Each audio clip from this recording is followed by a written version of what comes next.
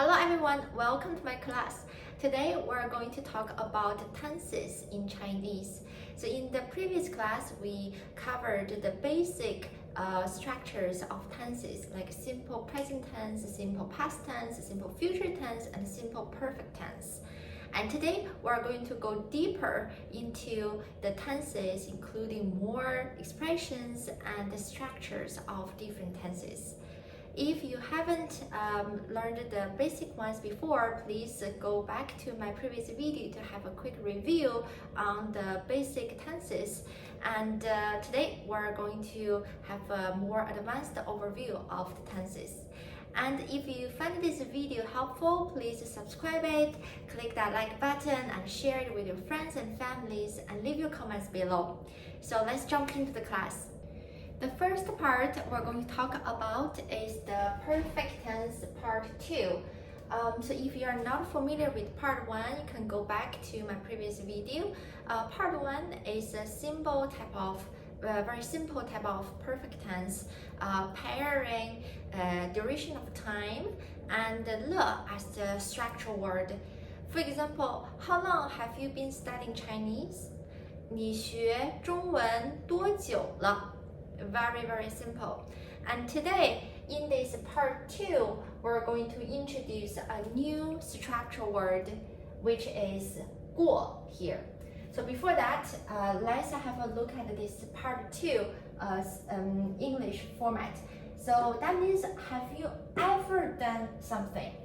So this 过 here is the ever.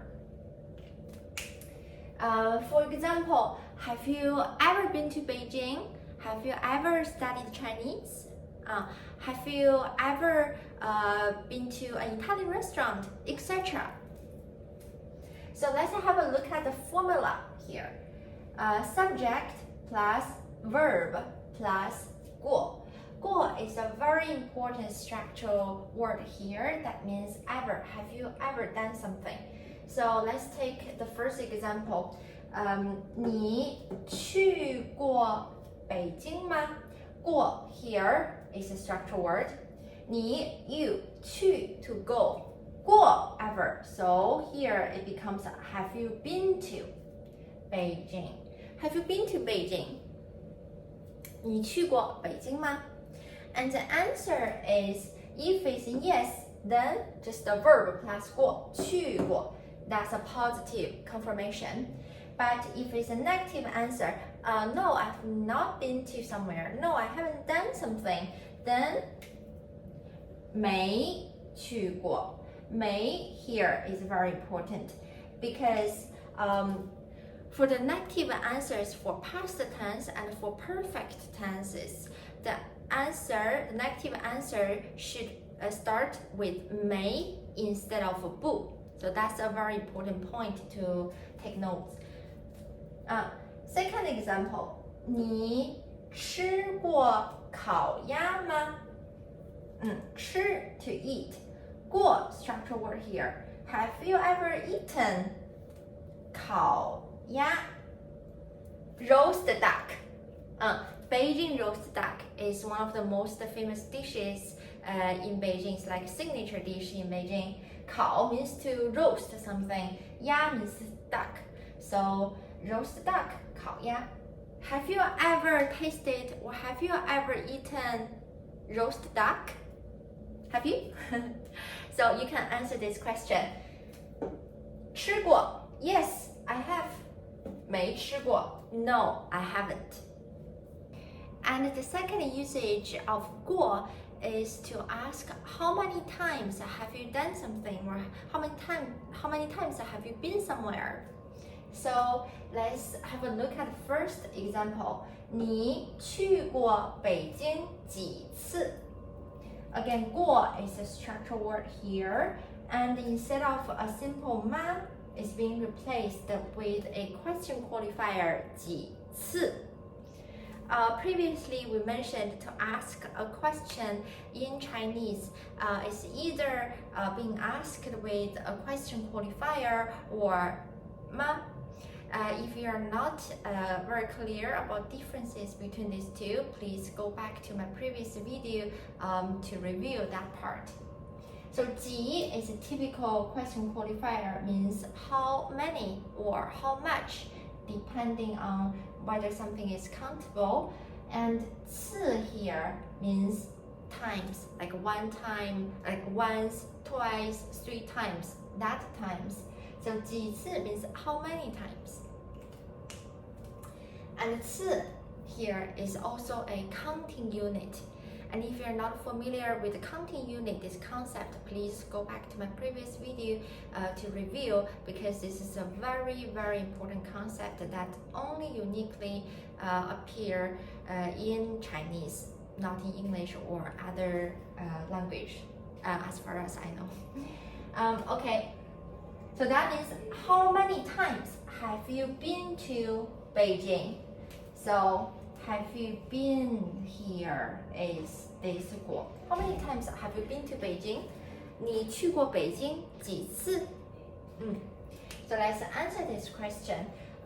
You can either answer like, yes, I've been there, and then you need to answer with the how many times, or 没去过. So let's assume that you have been there. Let's see the answer. 我去过北京2次. 2次 twice. So number plus a counting unit. I have been to Beijing 2次. So let's do a quick practice here. Godfather is a very famous movie. If I want to ask someone, have you watched Godfather before? How would you ask it? 你看过教父吗? 教父 is the Chinese version of Godfather. If the answer is yes, 看过, then I will ask, 你看过教父几次? How many times have you watched Godfather? For me, 1,000,000 times. So you can leave your comments below to answer this question, or if you have any questions, feel free to leave your comments below. Next part, we're going to talk about the past tense, another level on top of the last class. Okay, here is the past tense part 2, result complement. So in the past tense part 1, we have learned the basic structural words like a le, like a de, depending on the cases. If you're not very familiar, please go back to the previous video to have a review. And today we're going to talk about past tense pairing with result complements. So result complements that just attached to a verb directly, and that indicates you either have finished doing something or indicates the result of that action. So it's also part of the past tense. So let's have a look at the 5 most typical result complements. Number 1 is 好. 好, the normal meaning that we usually use is good, right? And here it also has that meaning blended into this result complement. It means you have finished doing something, and also that thing is well done. So finished plus good. So 好, for example, 做好, like something is well done, is finished, and is done well. 做好. Taking an example here. 你做好饭了吗? 饭 meal, 做饭 to cook, right? 做好饭 just means is the meal well cooked? Just means have you finished cooking, and indicating whether the meal is delicious as well. So the answer is 做好了. Yes, it's all done. I've done it, and I've done it well. I've cooked well. 做好了. Other examples are like 你做好作业了吗? Have you done your homework well? Yes, I've finished it and I've done it well. It's 做好了. 做好了. Second is one. One itself means to finish something, and here it also carries that meaning, means finish doing something, and the usage is also it needs to attach with the verb. 吃完 finish eating something. And the one thing that you need to take note is for all of those result complements, it is attached to the first word of the first character of the verb if that verb consists of 2 characters. So 吃完 means finish eating something. Here with 1, 你用完电脑了吗？用 here means to use something. That's 用。你用完电脑了吗？ Have you finished using computers? 没用完 No, not yet. I haven't finished using it yet. Number 3. More examples for 1. For example, 你吃完饭了吗？ Have you finished eating? Have you done eating meals? 吃完了 Yeah, I've eaten. 吃完了 I've eaten or I have finished eating. Number 3. 见 见 is also a very, very important result complement and is also attached with sense verbs. For example, 看见 to see something, to see something. Like to look at something and to see something, they're different, right? To look at something is to emphasize the process, but to see something is actually a result. So that's how the result complement from 看见 to see something, 听见 to hear, 闻见 to smell, etc. So here, 你看见他了吗？ Have you seen him? 你看见他了吗？ Have you seen him? 没看见 No, I didn't see him or haven't seen him. 到 itself means to arrive, and here is usually paired with 找 means to look for something, and 找到 here means to find something,你找到我的手机了吗？找到 to find, right? It's not to ask, are you looking for my phone or were you looking for my phone? That's not the case here. It's to find. 你找到我的手机了吗？ Have you found my phone? Have you found my phone? You can either answer yes, 找到了 or 没找到. That's different with 找 itself, right? 找 means just to look for something. It doesn't really implement any result. Last one, 懂 itself means to understand. And 懂, like 见, is also usually attached with sense verbs. For example, 听懂 听 means to listen. 听懂 means that you hear it and then you understand as well. 看懂 means you watch it and you understand. So usually we say 看懂这个电影了吗？ Have you understood this movie? 听懂我说的话了吗？ Have you understood what I said? 听懂。你听懂今天的课了吗？听懂 to listen and understand. 今天的课 today's class. So have you understood today's class? I hope the answer is yes. 听懂了，听懂了。Next one, we're going to talk about future tense part 2. For future tense, previously we also mentioned several basic structural words, and if you're not familiar, again go back to the previous video. And today we're going to talk about 就要哒哒哒了，就要哒哒哒了。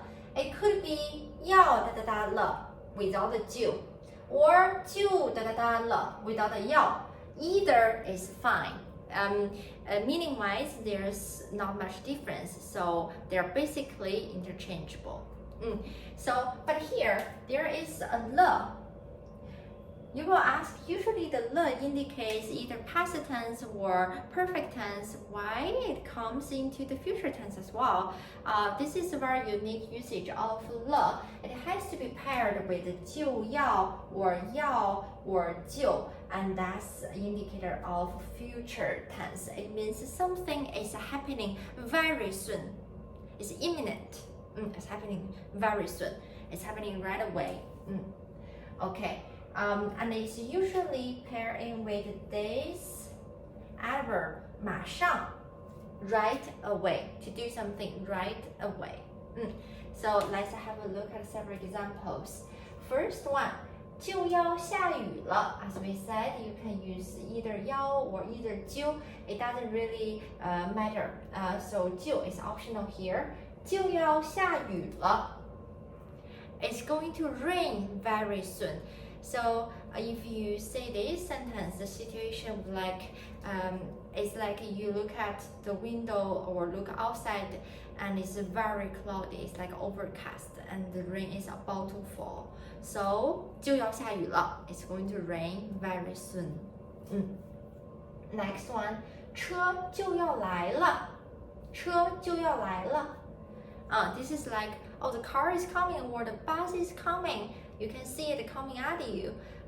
So for example, we are waiting at the bus stop, and then my friend would like to go to the toilet first, and I would say, no, 车就要来了. The bus is coming. Please wait here. That's the case. Next one, 我马上就要出去了. Here we have seen this 马上 here. All of those sentences can be added with 马上 as well. For example, first one you can say 马上就要下雨了，车马上就要来了。And here 马上 means right away. 我马上就要出去了。I'm going out soon. I'm going out right away. I'm going out very soon. 他马上就要睡觉了。他马上就要睡觉了。He's going to sleep very soon. He's going to sleep right away. So for example, if I want to call someone and then my friend asks me not to call him because he's going to sleep at this time very soon. 他马上就要睡觉了。Next one, 我马上就来了。我马上就来了。I'm coming. I'm coming. 我马上就来了。All of those sentences are very basic and is also very commonly used in daily life. After you learned these several usages of these very imminent future tenses, and then you can use those in your daily life. Again, if you think this video is helpful for you, please subscribe it and click that like button and leave your comments below.